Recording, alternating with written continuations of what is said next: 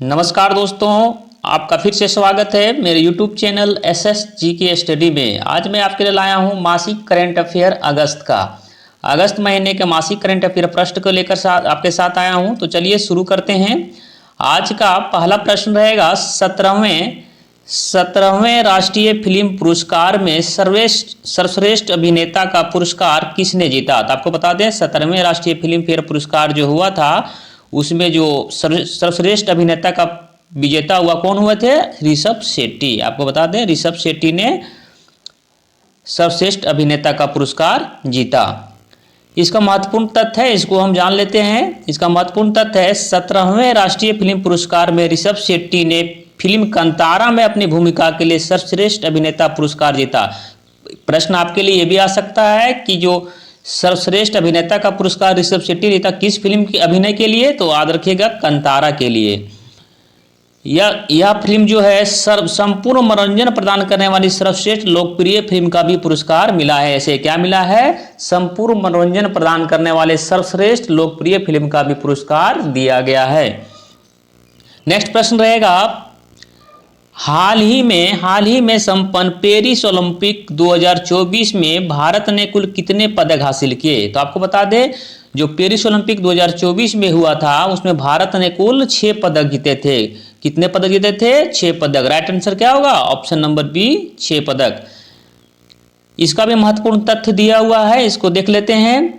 Paris Olympic 2024 में भारत कुल पदक तालिका में 71वें स्थान पर रहा। पेरिस ओलंपिक प्रश्न आ सकता है कि भारत जो है पेरिस ओलंपिक 2024 में किस स्थान पर रहा? तो 71वां स्थान पर रहा था। भारत ने कुल कितने पदक जीते? 6 पदक जीते, जिसमें 1 रजत और 5 कांस्य पदक था। कितना था?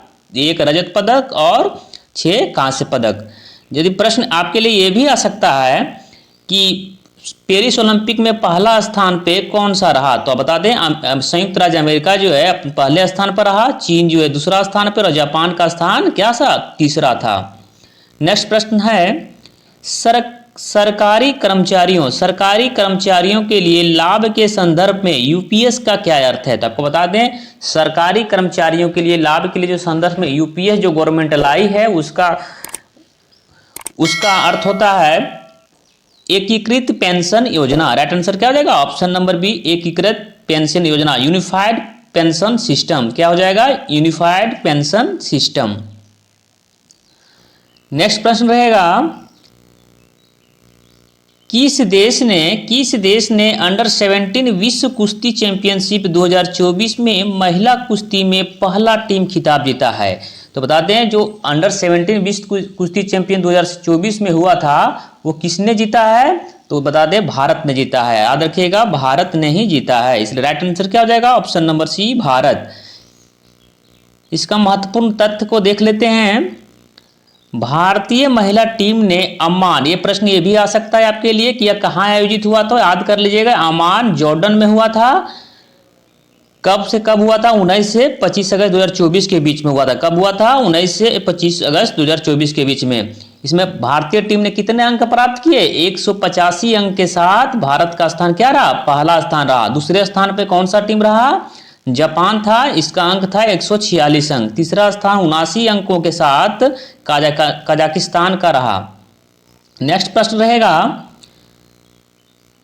अगस्त 2024 में पीएम मोदी की यात्रा के दौरान यूक्रेन के राष्ट्रपति कौन थे?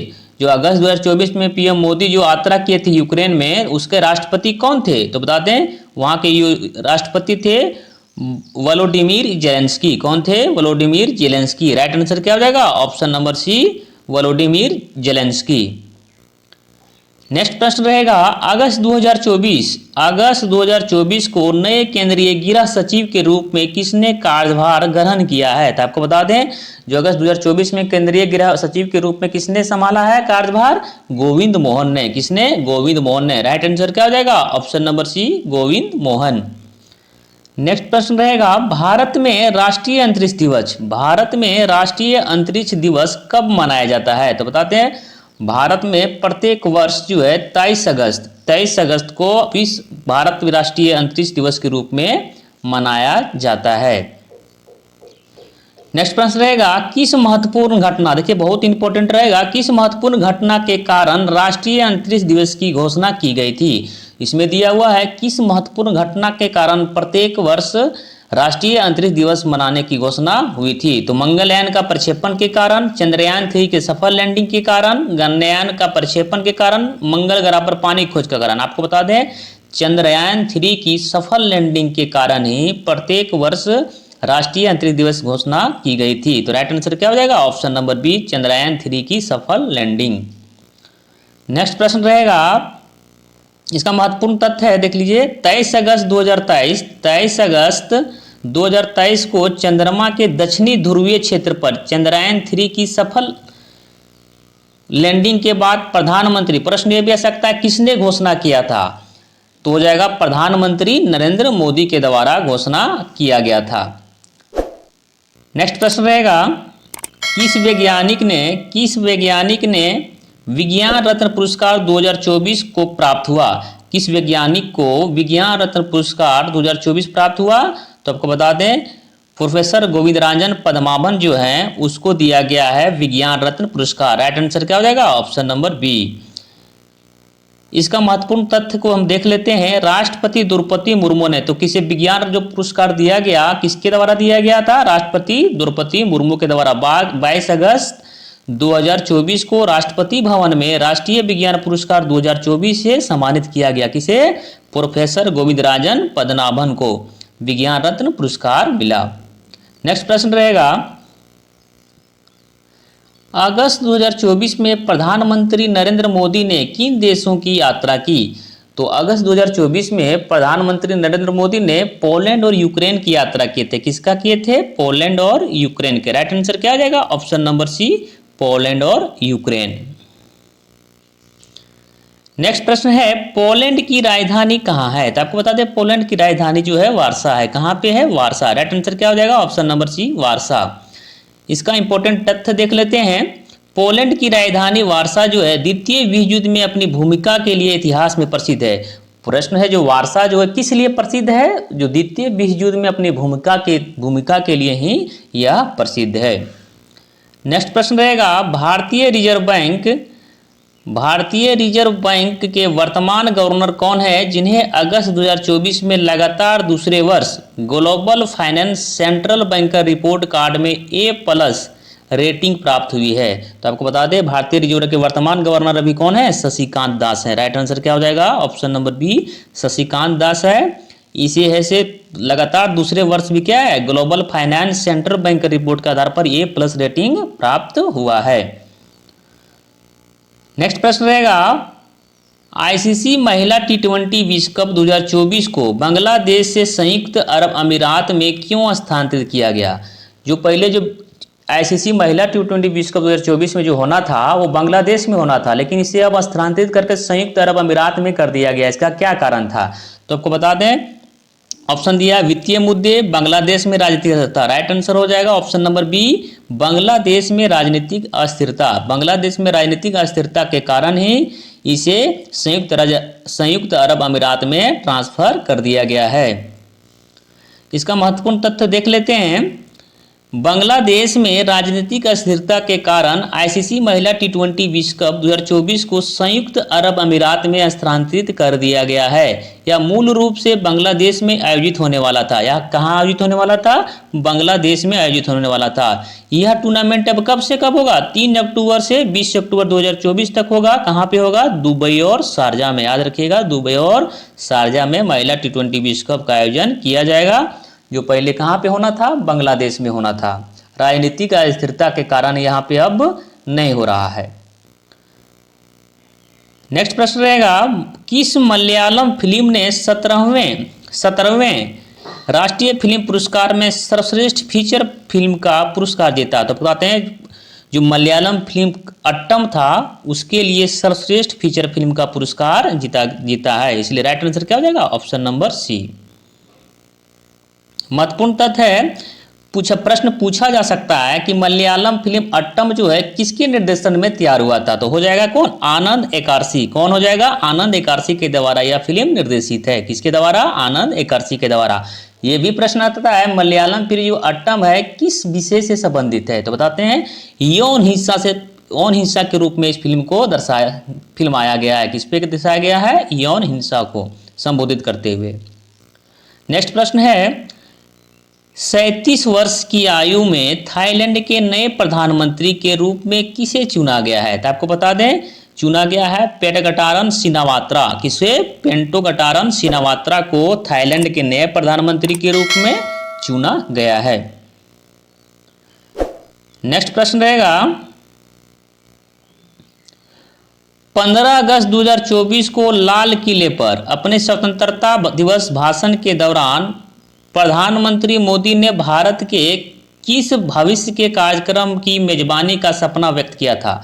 जो 15 अगस्त 2024 के लाल किले पर प्रधानमंत्री जो मोदी जी हैं उसने भविष्य में कौन सी कार्यक्रम की मेजबानी करने का सपना देखा था, व्यक्त किया था? तो आपको बता दें ओलंपिक 2036 की मेजबानी का सपना वो देखे हैं। कौन सा? ओलंपिक 2036। राइट आंसर क्या हो जाएगा? Option number C Olympic 2036। Next प्रश्न है विनेश फोगाट को पेरिस ओलंपिक में महिलाओं के 50 केजी फाइनल से अयोग्य क्यों घोषित किया गया? विनेश फोगाट जो है पेरिस ओलंपिक के महिलाओं में 50 केजी फाइनल में अयोग्य क्यों घोषित किया गया था? तो आपको बता दें उसने 50 किलोग्राम वजन की सीमा पार कर ली थी। क्या हो जाएगा right answer? Option number C उसने 50 किलोग्राम वजन की सीमा पार कर ली थी। ये बहुत ही एग्जाम में उपयोगी प्रश्न है इसलिए इसको ध्यान में रखिएगा। इसका इंपॉर्टेंट तथ्य देख लेते हैं कि विनेश फोगाट को 50 किलो वजन सीमा 50 केजी वजन की सीमा 100 ग्राम से अधिक यानी कि मात्र 100 ग्राम से अधिक होने के कारण फाइनल मैच से क्या कर दिया गया? अयोग्य घोषित कर दिया गया। याद रखिएगा प्रश्न पूछा जा सकता है कितना ग्राम वजन अधिक हो गया था, तो याद रखिएगा 100 ग्राम से अधिक हो गया था। कितना हो गया था? 100 ग्राम से अधिक हो गया था और फाइनल मैच से उसे क्या कर दिया गया? अयोग्य घोषित कर दिया गया। नेक्स्ट प्रश्न है ये भी बहुत ही परीक्षा उपयोगी प्रश्न महत्वपूर्ण है। अगला ग्रीष्मकालीन ओलंपिक किस वर्ष और कहां आयोजित किया जाएगा? तो आपको बताते हैं अगला जो ओलंपिक खेल का आयोजन होता है प्रत्येक 4 साल पे होता है, तो 2024 में होता है। अगला कब होगा? 2028 में होगा। ये पूछा कहां होगा, तो कहां होगा? लॉस एंजिल्स में होगा। याद रखिएगा 2028 में लॉस एंजिल्स में अगला ओलंपिक खेल का आयोजन किया जाएगा। राइट आंसर क्या होगा? Option number B. महत्वपूर्ण तथ्य है 2028 जो ग्रीष्मकालीन ओलंपिक लॉस एंजिल्स में आयोजित होने का कार्यक्रम है, यह जो लॉस एंजिल्स शहर है तीसरी बार खेलों की मेजबानी करेगा। 2028 में जो ओलंपिक खेल का आयोजन लॉस एंजिल्स में होगा तीसरा बार आयोजन किया जाएगा। उसमें कहाँ पे होगा? तीसरा बार। पहले कब किया गया था? 1932 में एक बार आयोजन किया गया है, एक बार 1984 में किया गया था।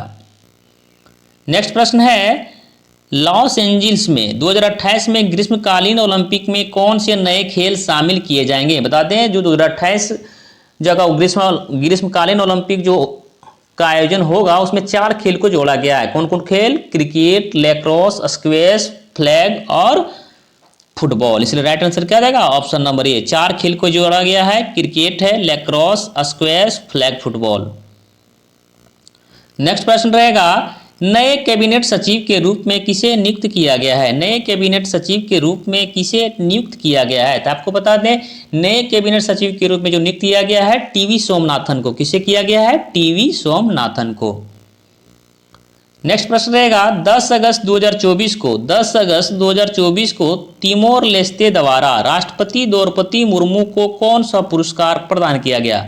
तो 10 अगस्त 2024 को तिमोर लेस्ते द्वारा राष्ट्रपति द्रौपदी मुर्मू को कौन सा पुरस्कार प्रदान किया गया था? आपको बता दें इस प्रदान किया गया तिमोर लेस्ते के आदेश का ग्रैंड कॉलर पुरस्कार से सम्मानित किया गया। कौन सा पुरस्कार? तिमोर लेस्ते के आदेश का ग्रैंड कॉलर पुरस्कार। राइट आंसर क्या हो जाएगा? Option number B. नेक्स्ट प्रश्न है ओलंपिक में भारत के लिए सबसे कम उम्र का पदक विजेता कौन है? तो बता दें ओलंपिक में भारत के लिए सबसे कम उम्र का जो पदक विजेता है कौन है? अमन सहरावत। कौन है? अमन सहरावत। राइट आंसर हो जाएगा ऑप्शन नंबर सी अमन सहरावत। अमन सहरावत ने पेरिस ओलंपिक 2024 में सबसे कम उम्र में कांस्य पदक जीतकर इतिहास रच दिया। इसका महत्वपूर्ण तथ्य को देख लेते हैं पेरिस ओलंपिक में पुरुष की 57 केजी फ्री स्टाइल स्पर्धा में कांस्य पदक जीतकर अमन सहरावत जो है ओलंपिक में भारत के लिए सबसे कम उम्र के पदक विजेता बन गए हैं। किसने जीता है? अमन सहरावत ने। याद करिएगा, बहुत ही इंपॉर्टेंट प्रश्न है ये।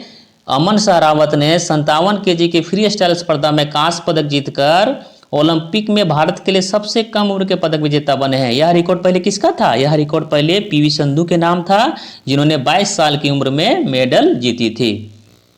नेक्स्ट प्रश्न रहेगा, राज्यसभा का सभापति कौन है? राज्यसभा का सभापति कौन है? तो बता दें, राज्यसभा का सभापति कौन है?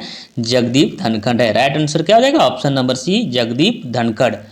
इसका महत्वपूर्ण तथ्य को देख लेते हैं। राज्यसभा का सभापति भारत का उपराष्ट्रपति होता है। आपको बता दें, राज्यसभा का जो सभापति होता है वो कौन होता है? भारत का उपराष्ट्रपति होता है। तो भी भारत का उपराष्ट्रपति कौन है? जगदीप धनखड़ है। तो उपराष्ट्रपति के पद पर हैं, तो उन्हीं यही कौन है? राज्यसभा का सभापति बनाया गया है। जब जगदीप धनखड़ जो उपराष्ट्रपति हैं और उपराष्ट्रपति को ही राज्यसभा का सभापति होता है, तो अभी राज्यसभा के सभापति कौन होंगे? अभी राज्यसभा का सभापति जो है जगदीप धनखड़। नेक्स्ट प्रश्न है, 9 अगस्त से 15 अगस्त तक चलने वाले हर घर तिरंगा अभियान का प्राथमिक उद्देश्य क्या है? ये भी आपको एग्जाम के लिए बहुत ही महत्वपूर्ण है, याद रखिएगा इसको।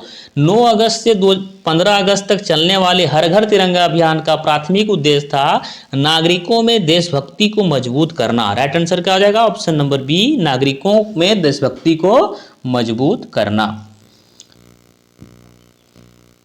नेक्स्ट प्रश्न है, पेरिस ओलंपिक 2024। पेरिस ओलंपिक 2024 में पुरुष भाला फेंक में नीरज चोपड़ा ने कौन सा पदक जीता? तो आपको बता दें, पेरिस ओलंपिक 2024 में पुरुष भाला फेंक में नीरज चोपड़ा ने रजत पदक जीता। कौन सा पदक? रजत पदक। नेक्स्ट प्रश्न है, पेरिस ओलंपिक 2024 में पुरुषों की भाला में फेंक में स्वर्ण पदक किसने जीता? जो भाला फेंक में जो नीरज चोपड़ा ने रजत पदक जीता था, लेकिन स्वर्ण पदक किसने जीता? तो आपको बता दें, पाकिस्तान के अरशद नदीम ने। किसने जीता? पाकिस्तान के अरशद नदीम ने। राइट आंसर क्या हो जाएगा? Option number D, Arshad Nadeem. इसका महत्वपूर्ण तथ्य को हम देखते हैं। पाकिस्तान के अरशद नदीम ने 92.97 मीटर को थ्रो के साथ एक नया ओलंपिक रिकॉर्ड स्थापित करते हुए स्वर्ण पदक जीता।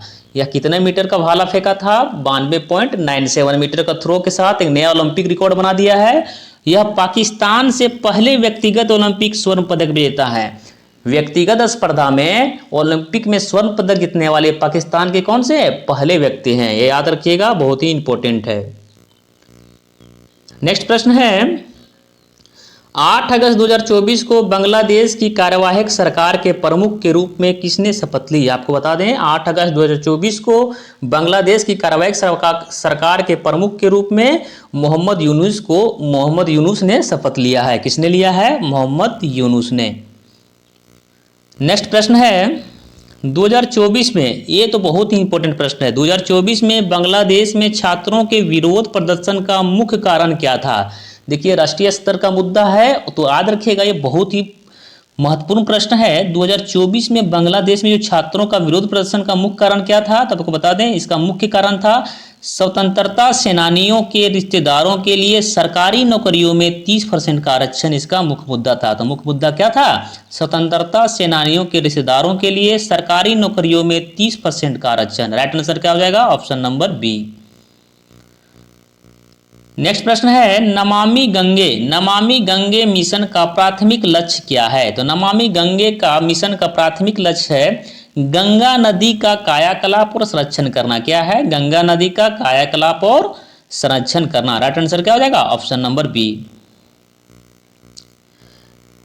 नेक्स्ट प्रश्न है, टेलीग्राम के संस्थापक और सीईओ कौन है? तो टेलीग्राम के संस्थापक कौन है? पावेल ड्यूरोव हैं। कौन है? Pavel Durov. राइट आंसर क्या हो जाएगा? Option number C, Pavel Durov. और फेसबुक के संस्थापक कौन थे? मार्क जुकरबर्ग जो है फेसबुक के संस्थापक। नेक्स्ट प्रश्न है, इसका महत्वपूर्ण तथ्य इसको देख लेते हैं। लोकप्रिय मैसेजिंग एप्लीकेशन टेलीग्राम के संस्थापक और सीईओ पावेल ड्यूरोव को हाल ही में बॉर्गेट हवाई अड्डे पर फ्रांसीसी पुलिस ने गिरफ्तार कर लिया था। जो पावेल ड्यूरोव है, फ्रांसीसी पुलिस ने बॉर्गेट हवाई अड्डे पर क्या किया था? इसे गिरफ्तार कर लिया गया था। नेक्स्ट बस आज इतना ही था। करंट अफेयर जो मासिक करंट अफेयर अगस्त महीने का था, इसमें करंट अफेयर के इतने ही प्रश्न थे। तो चलिए आपको नेक्स्ट करंट अफेयर के साथ आपको मिलेंगे, तब तक के लिए धन्यवाद।